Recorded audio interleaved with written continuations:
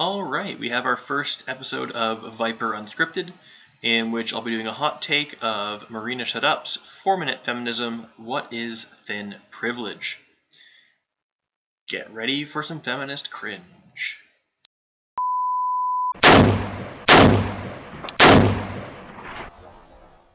Hi friends, it's been quite a while since I've made a 4-minute feminism video. I basically announced the series, made a grand total of one video, and then never did anything with it. So I thought today would be a good opportunity to make another one. Hey, glad to hear it. Always happy to see people coming back to projects and following through on things. I hope that I'll be able to keep up with a couple of Viper Unscripted episodes. Let's see where this leads.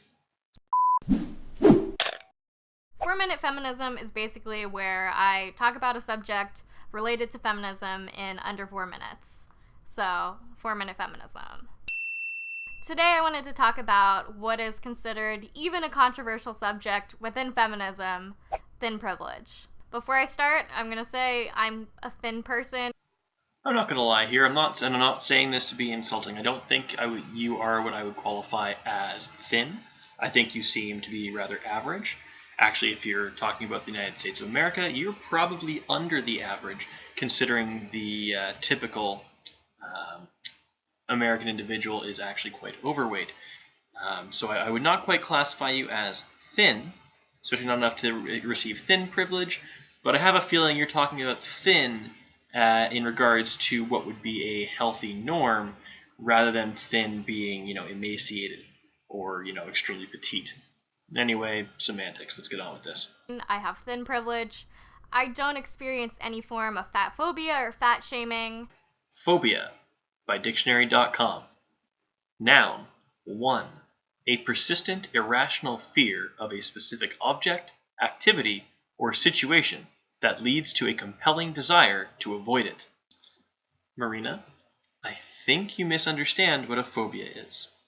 You see, I understand that when feminists and social justice warriors use the term fat phobia, they just mean people being treated poorly or differently, usually just differently, based on their weight. Alright? Now, I can understand that if you look at the Google definition version where it does say an aversion to something, alright, people are averse to becoming obese. Many people are. There's a reason for this, because it carries plenty of health risks that are not inherent with being of a slimmer body size or a slimmer body type. Alright, when you start packing on weight, your body is a machine that has to keep working and hauling all of that weight. Okay, it's not irrational. Okay, it is not an irrational thing to be averse to becoming obese. Figure that one out. So this is coming from a privileged perspective. People in the West very clearly live in societies that glorify a specific type of body. That's the kind of body that's glorified in television, in movies, in advertising, basically any kind of visual media. Yes, slim and athletic figures are the idealized body type in Western culture. There are very few cultures actually around the world who value people who are overweight. And the reason that these specific cultures value overweight people, and again, these are very small cultures, very, very scattered around the globe, the reason that they value people who are heavier set or overweight is kind of an instinctive impulse, if you will, to gravitate towards a heavier set organism, heavier set breeding partner, because the perception is that they must be either more wealthy by means of having more resources. Most people who do not have resources do not become extremely overweight. It's very hard to do that when you are starving. However, in the modern day, seeing somebody who is overweight when we don't necessarily have a mass scarcity of resources in our region, alright, this would indicate that that person has poor self-control. Yes, there are particular people who cannot lose weight. I understand this. Very few people exist like this, but they do have medical conditions that completely prevent them from losing weight. The issue is, this is not the majority, and on average, People who are obese because of personal choices. Either they don't want to work out, they don't want to change their eating habits, for some reason they don't want to change their overall lifestyle, but they still want to be accepted no matter what. Unfortunately, that is an unrealistic demand to put on society. In a land of plenty, it would be silly to hoard resources and displays poor self-control. People who have poor self-control are not idolized. This glorification of very specific body types affects everyone. It affects your self-esteem, it affects your own self-image, it affects the types of bodies that you think are acceptable and are attracted to. Psychologically speaking and evolutionarily speaking, you're wrong. Verifiably false. The main thing that shapes what we find to be attractive, okay, is evolution. Certain traits become attractive over time. Wider childbirthing hips, more athletic builds. These are things that indicate, okay, strong breeding stock in another organism of the same species. Okay? So whereas a man may look at a woman with an ample bosom and wide hips, this indicates to his primitive brain, the primitive portions, those instinctive portions of the brain, that this woman would make a good mother, or at least would make for a suitable breeding partner to produce offspring. A woman looks at a man who is muscular, who is cut, who's very fit and very competent, very capable. All right, and they see an individual capable of protecting not only themselves, but obviously protecting the woman and any children she may bear. This is an instinct that is thousands of years old. This is ingrained in our very DNA. This is something we can't just switch off. Marina, fit people tend to produce fit offspring. Unfit or unhealthy people tend to produce unhealthy offspring, both through nature and nurture, genetics, and how they are raised. So, it stands to reason, if you want to live a long, healthy life, and you would like your children that you may have, may not, personal choice, if you would like them to live long, happy lives, then you are going to want to be with somebody who has the same values as you, or at least who maybe even values fitness and personal health more than you do, to set an example. So a side effect of this glorification of very specific body types is the idea that fat bodies are unattractive, unappealing. On the opposite end of this, a lot of people argue against the existence of thin privilege because very thin bodies are also stigmatized in a sense. Okay, Marina, I want you to look at the figures to my left and my right. Okay, I've got two on the left here, two on the right. I understand that in your Twitter profile it says that you're bisexual. I'll respect that. Give you options on both sides here, all right? Looking at male and female presenting individuals who are thin-bodied, okay, and fat-bodied. I've gone to the extremes here, but it's to make a point, all right? Which of these would you rather mate with? If you had to pick, gun to your head, you're like, marry, fuck, kill, you got to pick somebody, all right? You're not going to want to pick either one, all right? But the closer we get to a certain average, the further away we come from the extremes, from emaciated to morbidly obese. The further away you pull from that, all right? And typically, the more you go towards muscular rather than, extremely lean or extremely wiry, stringy, gamey, if you will, the more attractive people become. Again, this all goes back to our evolution. It's not rocket science. It's evolutionary biology. There's no end of very skinny people telling you that they've been made fun of, they've been called anorexic, they've been told to eat a sandwich. So because of those experiences, they don't experience thin privilege.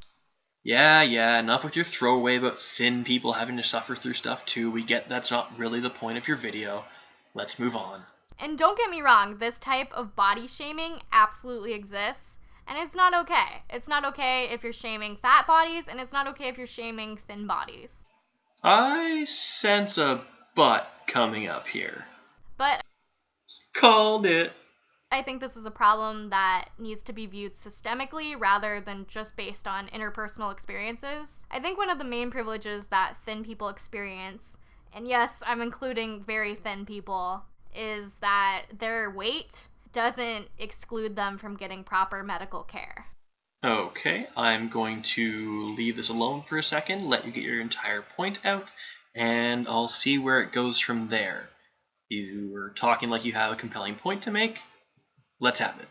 This is a very common experience where if someone is considered fat, they go into the doctor, and instead of focusing on the ailment that they're talking about, the doctor will say, oh, I think you need to lose some weight. You know, it could be completely unrelated to whatever symptoms they're having, but that's always the doctor's first choice. There's a higher mortality rate for fat people for many different diseases because they're discriminated against, because they're not taken seriously, because their symptoms are ignored.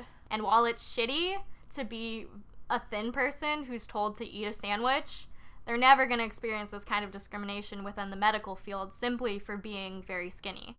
All right, Marina, you had an opportunity there. You had an opportunity to dish out some facts, some figures, any sort of thing where it says, oh yes, this number of people statistically are ignored based on, and you did nothing of it.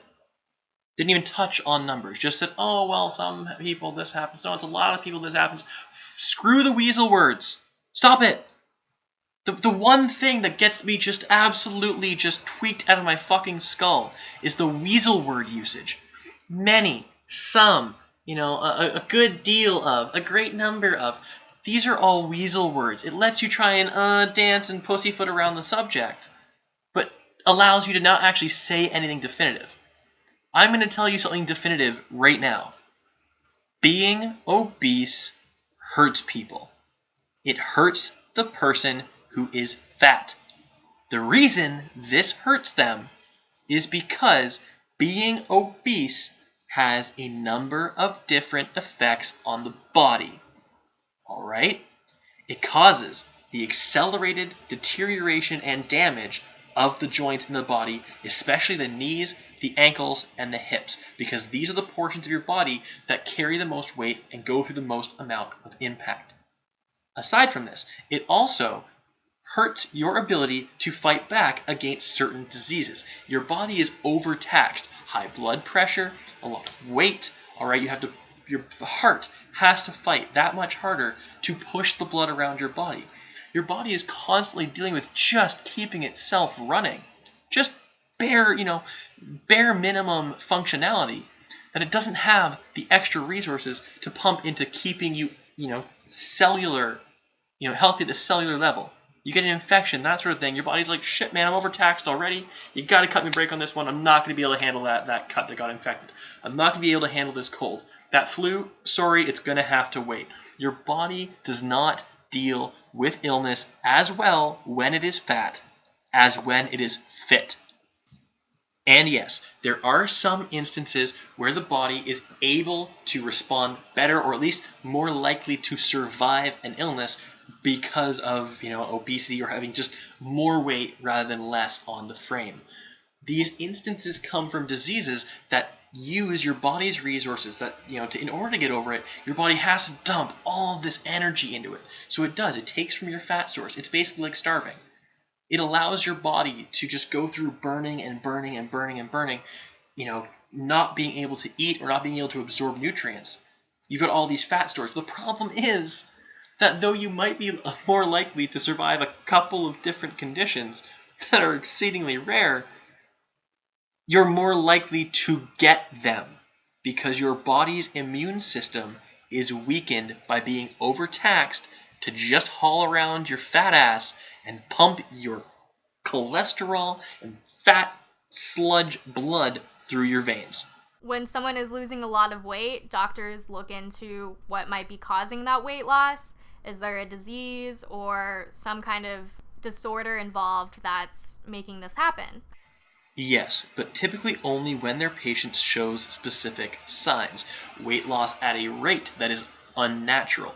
But this also happens when people experience weight gain that is at an unnatural pace. They will ask, I wonder why you're gaining all this weight. Could it be X, Y, Z?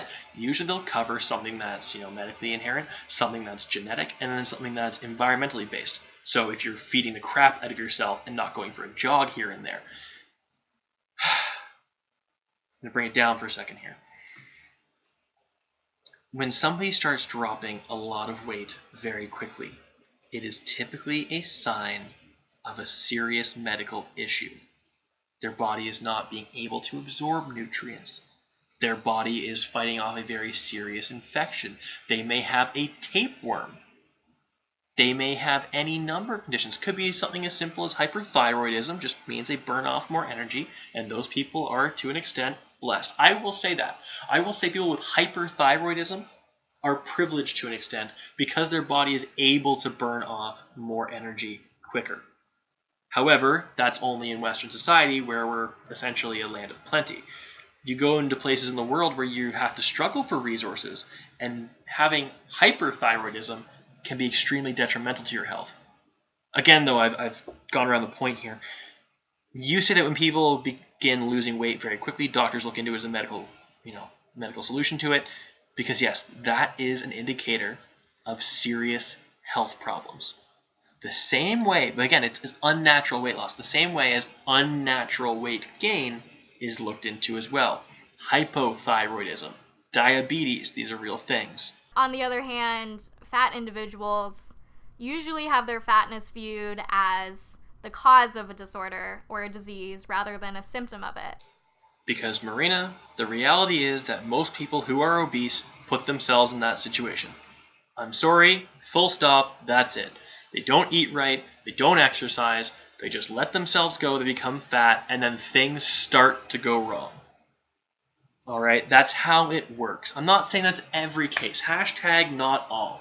But you know what? The vast majority of people who are obese get to that point because they have no self-control. And people like you want to enable their lack of self-control, tell them it's perfectly fine, tell them it's perfectly healthy, all while, presumably, I don't know your politics on this, wanting a single-payer healthcare system that is going to have to provide for people who make themselves sick, who make themselves dependent on the system. All right? I'm sorry, that's the fact of the matter. There are people medically incapable of losing weight and who will always gain weight.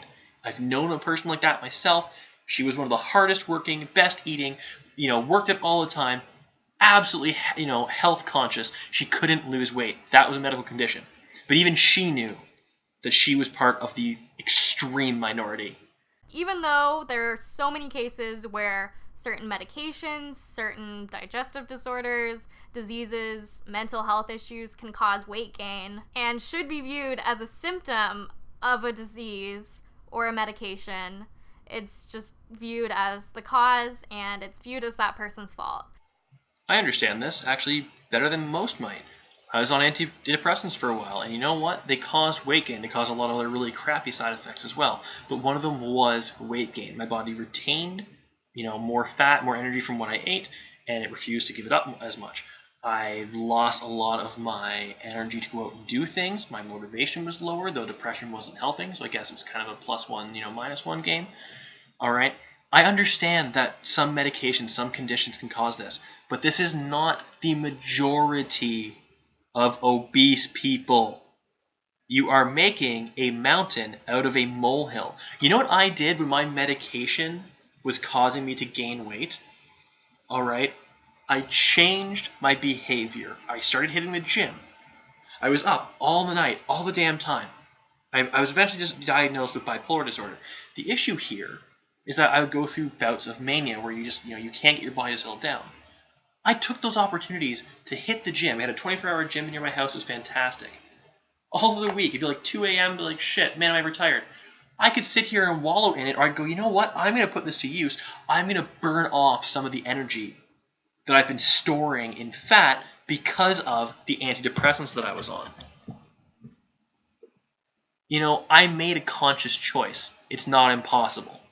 Fatness and weight gain is always viewed as a moral failing rather than just something that could be symptomatic of a larger problem.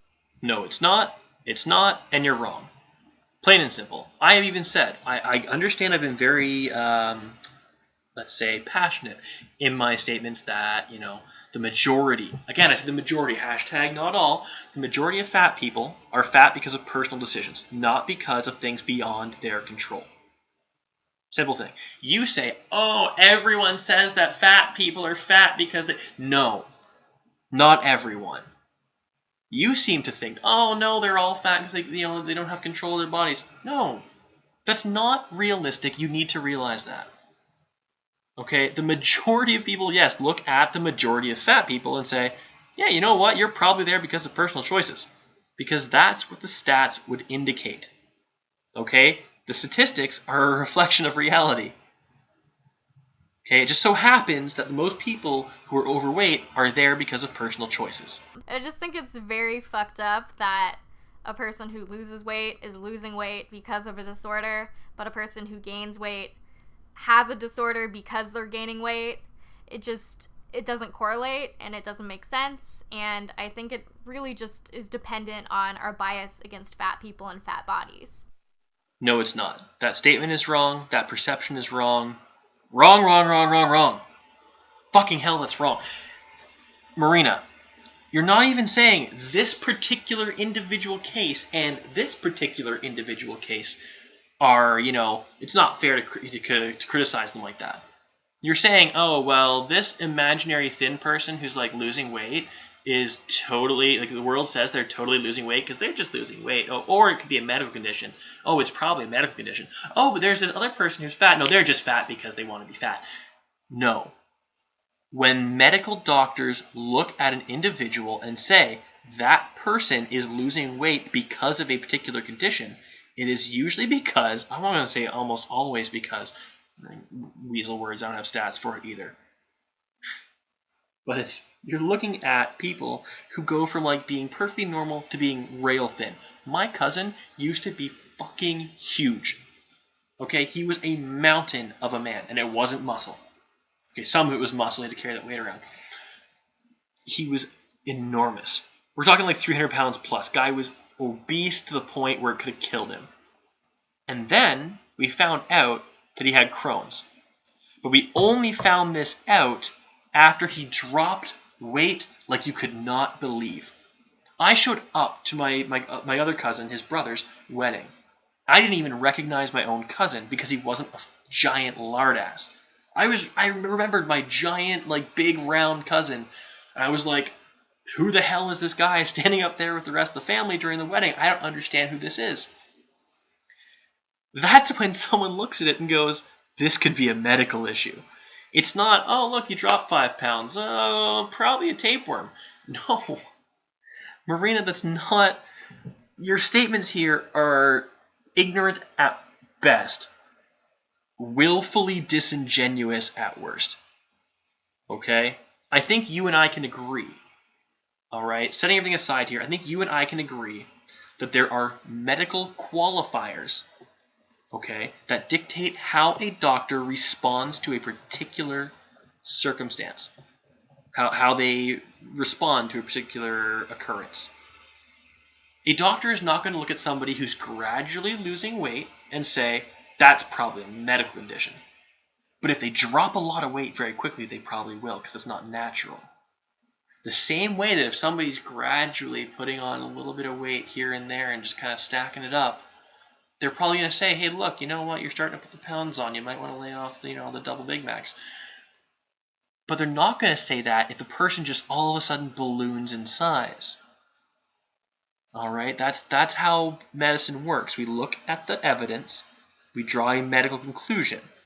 We don't just go, thin, not their fault. Fat, fuck them.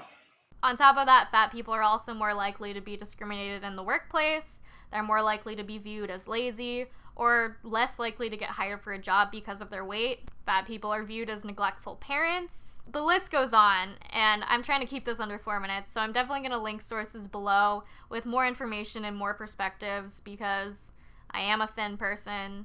I can't speak from experience, and I think it's always better to get your perspectives from people who experience those discriminations firsthand because I always think that's going to be a more valuable source than a secondhand experience. Oh, ho, ho, ho. We step into personal experiences now. Lovely. This is where I excel. Okay, no, I excel in being a shithead, but more to the point, I grew up being a fat little tub of shit. Okay? I knew I was overweight. Everyone around me knew I was overweight. Alright? And they let me have it all through school growing up. Alright? I didn't fall, I rolled. I knew that. Thing was, all that, back in the day, all that, jibing, all that little, little ribbings I took, that motivated me to get healthy. Went on family vacation out to the East Coast, started swimming, took an entire summer, just swam nonstop, every chance I could get, down to the lake, out to the island and back, over and over and over, until I started dropping weight.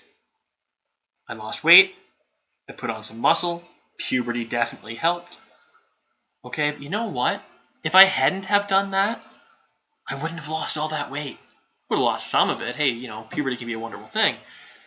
But there's no way in hell I would have the same success as if I hadn't have gone down and then started swimming out to the raft and back, out to the raft and back, then trying to go to the island and back, failing, coming back, going, nope, do it next time. Okay? I worked at it. I got into shape. Okay? Came back into grade 8, was like, boom! Loved it. Alright, had this girl I had a crush on for like 3 years, finally paid attention to me, told her to go fuck herself. Yeah, it wasn't the nicest moment of my life. But you know what? Yeah, I saw the privilege one gets, if you can call it that. The treatment difference from going from fat to less so. Fat to being more towards the average or more towards fit. That's because people just aren't attracted to fat people. They do not appear to be healthy individuals. This video is going to be like a fucking half hour, and I really apologize for that, people. But some shit just really gets the old engine running. Just really fucking grinds the gears. Okay, so the rest is her wrap-up, and I have about 2 minutes and 40 seconds to get mine in before it's a half hour long for this goddamn video. Let me just summarize here by saying, Marina, I think you've oversimplified the issues. You've been, again, at best, ignorant, at worst, willfully disingenuous and misleading. People who are thin, who are emaciated, who are unnaturally thin, they are looked at as being ill, not just being, they're just thin. People who are morbidly obese are looked into as being ill as well. The problem is the majority of them are not medically ill, causing weight gain. Okay, they were relatively healthy at one point and became fat, which either created problems or exacerbated problems that were already under control when their weight was much better managed. The realities here don't agree with your perception of what's going on, and you need to come back to reality on this. I've gotten a little bit heated in this, but it's a topic that really, it burns at me. I used to be a fat kid, all right? I got myself fit. It took a lot of work to do so, all right? And the fact that, you'll say, oh, you'll make all these excuses for people, all right? When I know that they're just excuses, it's enabling. When these people could do so much better. When I've seen one of my high school buddies was huge. Guy was like massively overweight. He's now completely ripped, outdoes me at the gym any day of the week. Guy was like absolutely shredded because he put hard work into it. He ate right. He hit the gym. He did what he had to do, and he got fit. Stop helping people hurt themselves. And make no mistake, getting morbidly obese is hurting yourself. Not you, the ethereal you. Okay, Marina? I get it. You do seem like a compassionate individual. You seem like you care and you want to help. Okay? But it's time to change your angle of approach here. The angle of attack is not working. You're going to cause more people more pain. Please stop.